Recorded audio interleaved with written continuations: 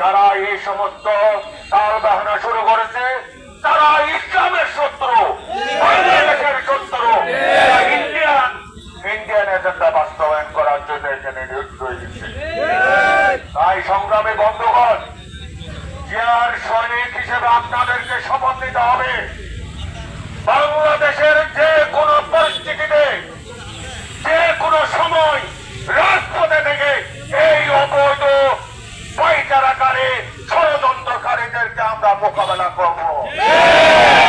ধন্যবাদ জানিয়ে আমার মা বোনদেরকে সাথে নিয়ে সবার উদাত্ত আহ্বান জানিয়ে আমার বক্তব্য আল্লাহ হাফেজ।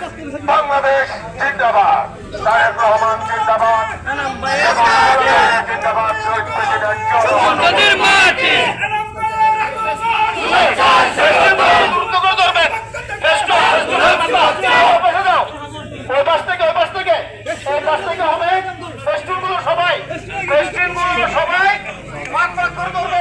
সবাই এক জায়গায়